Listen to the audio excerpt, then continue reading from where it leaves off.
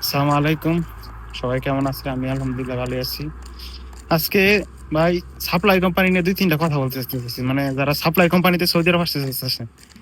ভাই supply company বলতে ভাই সাপ্লাই কোম্পানি এত খারাপের খারাপ, মানে এত বেজুতের বেজুত। মানে আপনারে ব্যস্তে ব্যস্তে মনে করেন আপনার হয়রানি হয়রানি বেলায় হালাবো, ঠিক আছে? সাপ্লাই কোম্পানি এত খারাপ, মানে বলার বাইরে। যাই হোক ভাই, মানে যারা নিজে যায় না শুনে গলায় দড়ি দিতে চাইতেছেন তারা সাপ্লাই কোম্পানি আসতে পারেন, সমস্যা নাই। কিন্তু দেখা শুন না কেউ ভাই সাপ্লাই কোম্পানিতে আইসেন না। আপনার এমন বেচা বেশ মনে করেন যে আপনি কল্পনাতেও মানে করতে পারবেন না।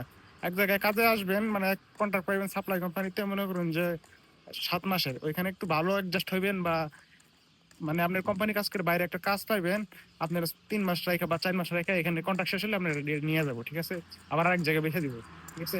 আর স্যালারি তো কোনো ঠিক মানে ঠিকই নাই, ঠিক আছে? মানে 8 মাস 9 মাস এরকম মানে আটকায় রাখে, ঠিক আছে?